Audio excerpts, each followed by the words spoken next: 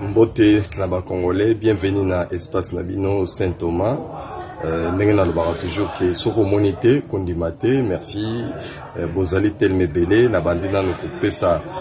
mbote belé na yo moko Edingandu, donc le grand séqueliste.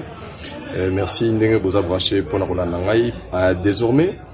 espace Nabino, toute page Nabino, ceux qui ont monité condimate avec Saint-Thomas.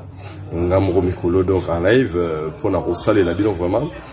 Ba analyse. D'abord ba ami nanga nyoso na Facebook na pesi bino mbote et au baza ba congolais boza éparpillé na monde na pesi bino mbote.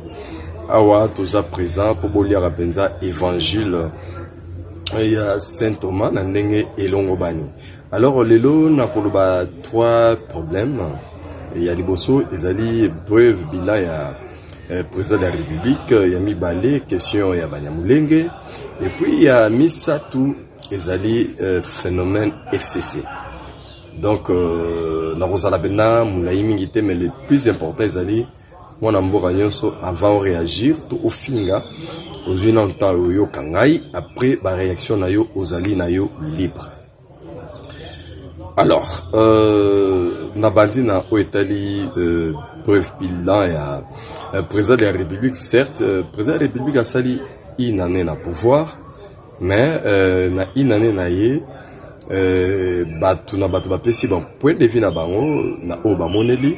mais ngai na kei na angle moko plus global na constaté que le président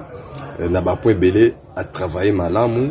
bien que beaucoup reste à faire. Par exemple, où est allé vraiment social, entre autres, donc où est allé collier à la population, côté wana jusqu'à présent, non, ils ont résoluté. Où est allé la liberté, vraiment à 100%, parce que Batouaner, Nazomo, na bangote, au bout que bango mapeka président Félix, côté wana pena, c'est sans problème. Côté infrastructure, vraiment c'est un bon débit parce que tout le monde, dans peu d'état, beaucoup de ponts sont jetés à travers la République, beaucoup de chantiers sont en mouvement, malgré le chronogramme n'a pas respecté, mais ce qui est vraie bonne volonté, tout le monde, surtout tant au président Tshisekedi à travailler dans le gouvernement sortant, il y a Chibala, où tout le monde a mis ça s'accélérer, mais un gouvernement coalition est s'installer, tout le monde a ralentissement total. Il n'a pas mis ça les belé quand bien moko ya ba saute mouton ya pompage ici déjà d'ici là et qu'on a inauguré. Alors na point diplomatique n'en parlons même pas. Président Zongi Bissop vraiment na concert des nations, puis on est maintenant respecté et surtout na ba décideur du monde, ce qui était autrefois il fallait qu'on ça là ba courbette, il fallait qu'on ça là ba courbette na yemoko oyo ba bengi ba décideur du monde, car la plupart des présidents africains bazaki sont déplacés à l'étranger, il faut passer la courbette na ba décideur du monde, ce qui est rare aujourd'hui avec notre président Tomoni Batlorwa ba pape ba monter la présidence so kiti oyemoko vana gavana. Ça montre déjà que RDC sur le plan diplomatique on a gagné à 100% avec l'avènement du président Fachi. Et là, comme sous ezali au Italie ba liberté d'opinion, il y a pas parti politique, il y a pas manifestation, n'importe qui les arrose téléma pas le but encore le bapé, aza inquiété, n'a pas c'est un exemple par exemple l'année mon ansemi, alors gaza président de la République mais tant il y a ba régime sous franchement mbele aza liberté. Binomoro boyebi on est un exemple moko palpable par rapport à l'évangile à Saint Thomas Makambo binomoro boza na facilité à romona ngo na misu. Donc sur ce point là il n'y a pas assez de débats bande konangai partout dans le monde, surtout aux alarami na Facebook. Je crois au comprendre moi que Makambo Oyo na énuméré concernant mandat ya président Félix Tshisekedi dans l'ensemble vraiment année 2020 année 2019 tout le monde qui na en tant qu'institution président de la République bonne volonté peut tout les akoleka malamu mais na côté gouvernement moi ba quoi qu'il y a parce que depuis gouvernement coalition de tout constater que moi ba problème tout moi ba pokoso ya mike ezali wana ezali makambo ngai na moni na misu na ngai et puis ko senga na ngonza mais grâce parce que toi première génération to vivre makambo boye la République démocratique du Congo beaucoup de générations banso ba kufi ba moni ubso to mona le loté donc président sortant Azali vivant, président entrant en fonction, ce qui ne se faisait pas jamais auparavant. Vraiment, sur ces points-là, il n'y a pas de problème. et on est sorti victorieux. Coup de chapeau encore na président Fachi. Et puis je crois 2020, il y a un annoncé que ça année il y a action. Alors on va voir dans les tout prochains jours, surtout à partir du mois de juin, quelles sont les réalisations il y a action Oyo et Kanamaki pour la 2020. Donc vraiment la garde à tout moment tous allez ensemble pour na yango et pour nous solo yango sans problème qu'on yo moto oyo tilelo pour na yo ozi ominati biloko ezanga tina na moto. Donc concernant Bila à présent je crois tout solo yango. Alors bozola nangai et belé petit nangai Isaac na sepeli au Kangi Londres base nangai papa Maurice Toko merci bokangi pena yokani kitoko tozali ensemble na kati ya États-Unis ezalio Junior Kasongo Fondation merci pour zo soutenir ma solo ezo kitoko sans oublier Edi Kalubi ngandu na Osaka Japon ezara déjà yayo sans oublier professeur Lukumona Senda donc ba mère vient na bino en désordre parce que ça fait des années tout le monde en a été tout solo là puis na ba mi nanga nyoso ou baza brancher bazola nanga na live na minute yo et ça n'inga plaisir pour na moni bino puis on a bien retrouver bino tous aller vraiment ensemble. Alors on a continué jusqu'au deuxième point etali likambo ya Banyamulenge. Likambo ya Banyamulenge na lingi tobeta nango mizopo ya solo. Est-ce que président Félix Moussa comme si Banyamulenge ba congolais c'est faux? Il a lobby où existera déjà. Mais le problème est que la plupart des politiciens congolais basent sincérité. Basent sincérité pourquoi? Parce que vérité yebana que Mobutu a pesara bande kwa na nationalité. Et par après, il y a un projet ordonnance, mais plus tard, il y a un dialogue intercongolais.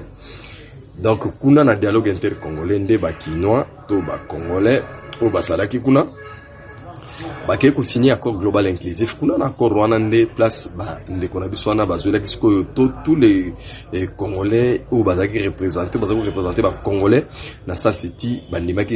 Congolais, voilà pourquoi, signé un accord global inclusif. Mais vous serez surpris que l'accord global inclusif, c'est le parti, comme te signer sous réserve des IDPS. Donc c'est vérifiable pour qu'on la petite réunion.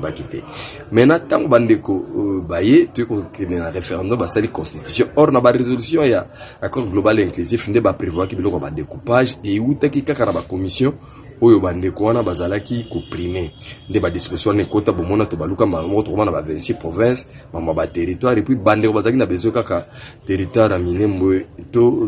comme territoire pour ba s'accaparer nango. Ya moni na kilelo président Félix Aye akati selon bien parce que zaki piège na ya ni na ba tebele bazelaka ndenge bande ko bakei lelo baza ba membre mingi ya FCC soki moi menace balinga bazonga zamba ba robata masima eloko Banyamulenge pour ba réclamer mabele tala sagesse à président Félix alobi boye ata yozola nanga sozaka congolais to ala bikolo bisoto na Congo awati mais mabele so Congo ezalaka ya yo nanga yo yebi yango bien mais neni bato baloba ke baza ba congolais bango Banyamulenge en même temps ba réclamaka mabele yango pona kokata bango souffle yango balobi la bango keno poto ni make boza ba congolais faut se comporter quoi ba congolais nyoso ça dit que tous les tribus congolais ba wela kate ko partir mabele eza bisoté parce que mabele nyoso ya Congo eza biso ba congolais bino bana ba pays étranger bande konanga mingi ato changer nationalité est-ce que réclamer na parti pa mabele koma yayo donc par là bande ko banga ba l'accès biso ke bango ba ya na double G en moni président Félix akena bango na vitesse à l'écolo le fait ka ya lobi nengwana batu nyoso bazaki na ba mafia tous les complots baza dormir mutako sayote alors bana bazalaka ba moteur ya biloko Banyamulenge mingi eza bande kona biso oyo mingi baza observer na bezistion neti barubero Moïse Nyarunga baze belé babizi makara balage belé batwana nde basala copie ba créer ba rebelle belé sous prétexte le roi moni lelo président Félix Aye ko sukisa makamnyoso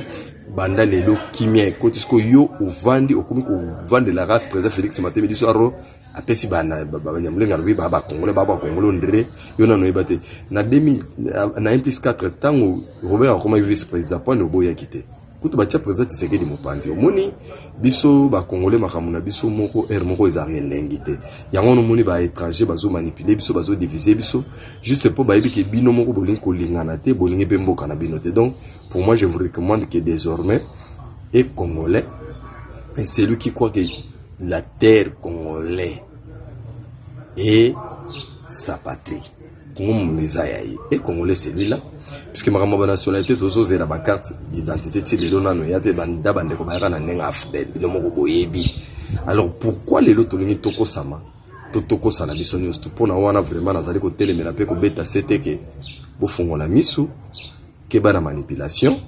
ba ko sayote to apena bande ko na biso ebele ba ni banda ba koma d'étranger ndene boli bo bata makali zikora ba nyamulingi bo bana ko finga bana biloba loba côté wana penda to sepelite bo beti mabe bo beti salite. Si qu'on a un likambo FCC bande ko na ngai belé ba congolais belé bana bande ko na bango baza ba membre ya FCC. Alors FCC lelo ba komi mona lokola bazaka institution T. FCC zali plateforme électorale au même titre que Cash na Lamuka et puis bazali ba institution T. Foboye bayango et yami balé bande ko FCC bakanisa ki lokola basali coalition na président Tshisekedi da komi camarade na bango banda ko finga matin midi soir et bon vous allez inquiéter télé et pour na bango donc on a FCC bazana autorité morale na bango Joseph Kabila automatiquement pays et comme ya Joseph Kabila ezaki biloko bango bazaki n'entendement na bango yango moni bango makambo ya Congo etala ka bango te population ya Congo etala ka bango bango mingi ka intérêt ya autorité morale na bango oyo boka ba benga ka Joseph Kabila kutunga na ke plus loin na bi soke zabongo to proposer bango ba changer ta comme plateforme bango lo FCC et comme FCK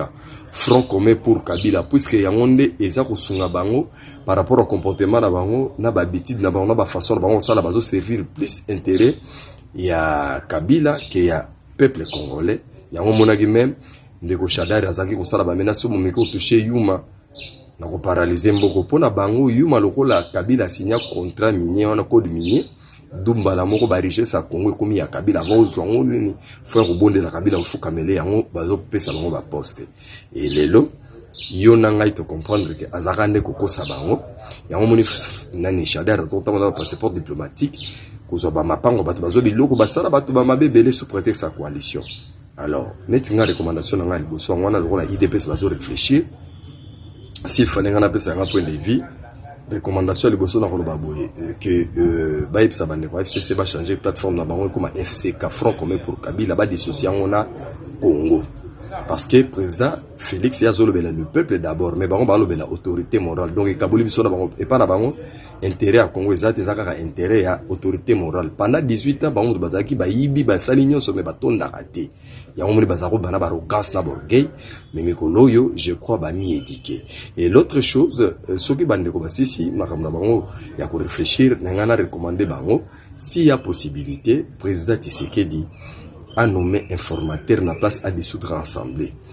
et informateur on a identifié biso ba parti majoritaire na parlement pour olia kobata masima épouvantail ya FCC pendant que ça iloroté tala basinisa ba député ba biloko na ba ministre mais de lo ba ati apesi biso les sommes nene oyo na ngai opposo mona na misu ba ti pa signaka na kingakati mais alongwa sénateur te donc yo pe député yebisa ndeko na yo oza député ke okolongwa na ona FCC donc otikali no député normal mutu moko akoboma yo te alors na soyo lingi FCC et vivre il y a risque que crise se pérenniser et que président a dissoudre l'Assemblée aux ans à siège. Na okima na yo buzoba ya FCC otikala na parti na yo eponaki obima député baya ko identifier yo mbala moko tozo vraie majorité ya solo parce que l'entendement mondial tout dans le monde entier bazo kanzeli ti population congolaise à travers ba député bango to baza derrière Kabila or FCC sa majorité kakana ba télévision na ba réseaux sociaux mais en réalité boy FCC population za kasimana été. Donc au côté on a les mis au point moko clair donc faut pas prendre les plateformes électorales beaucoup mais ça on institution ba no vuke na ba ba no intimider bato donc désormais bilo wana il faut et si la wana ezali recommandation na ngai proposition na ngai pour na bino ba base na ngai sur le monde entier boy ba ke tozongi Saint Thomas zongi pour tout recadrer mutu moko quel que soit sujet vraiment pour na lelo na suki awa ba o balingi to discuter on lelo en large et sous davantage. Benginga na WhatsApp na plus 243 89 510 39 59 plus 243 89 510 39 59 pour se le lancer à large Saint Thomas par rapport à évangile sur communauté condimate tout ça na bino na Facebook sko to yende awa pour tout bunda bitumbango tina suka po oyo nyonso alingi Congo to aza congolais akubunda pona intérêt Congo pe alinga Congo alinga pe bandeko na ye ba congolais. Recommandation na pesi bino bana monde entier bana Congo ba vrai congolais ba vrai kino ba vrai zaïrois. Et là, on a recommandé la bino banda lelo. Yango yo ezali temps ya tout mboka na biso surtout que comme fréquentable pour la première fois dans le budget, il y a 11 milliards. Et ya tabinoko 11 milliards tout ça dans le budget à boyete. Tout ça na ba audito président lancé na ba institution nyonso, il y aura des retombées et ceux qui se disaient les intouchables bokomona ke ba aussi la gaz ba koma iloko la yonanga ipenda ba koma na yonanga et puis mon européen et aussi là moko puisque tous allez nata ya état de trop président le baki justice y a pas plus fort et vous allez tenir y a plus riche justice pour tout le monde et tous allez na dynamique on a ya on début son abino to landela ngo tina suka. Merci na Edi Kalubi prêtre donc au Sakaï DPS vandi sakuna ndenge na yoka ki ba baza malonga. Na poto n'en parlons même pas. Maman Laurence, Venanga Tumbakolesha, toute la famille, tous ensemble de Bissonabino, Patrick Nyongoni, Didier Seng en Afrique d'ici, de Baba Zamakasi, Petit Nanga, Isaac, Vandisa Baz à Londres, Siko Iloba, Viaye, bravo là, Imungwa, Ramutu Nanga, et donc famille quoi. Au-delà politique, on est ensemble, Bambo Tenope Wana, donc tous ensemble, tous ces soudés, pour promouvoir Congo Nabiso, donc ça n'est pas étranger, Sony, ou les Bisso Nabiso, Topotanaka. Donc, na Tikibino, en tout ça collé serré na page na biso ya soki omonite kondimate pour ba live ba masolo nyonso ezali awa ba on appelle simbote te na pesi mbote skopozo tala ngai tozali ensemble Saint Thomas yo na zongi tous ensemble besoin de soutien na bino kaka ya ba préoccupation il y a un soutien moral pourquoi pas un peu pour tout donc et vous allez le bienvenu pour tout ça la msala ekolo to conscientiser bande ko balinga mboka pe to linga na biso parce que mboka oyo eza ni ya FCC ni ya lamuka mo encore ya kashi mboka eza biso ba congolais de photo buna mboka na biso ekenda liboso au-delà ya ba débat stérile auto sala ka matin midi soir ozo changer nango ba vie na biso te eloko moko ya biso te pas car souhait ya ba congolais nyonso ezali ke changement ekota mutu alingi changement mais ba be na biso mutu te alingi ko changer tala paradoxe tozo sala na minute yo makamningi ezali koleka na tiki bino bolala na kimia nkolo azala na bino et tozali kolandela makamnyo su ala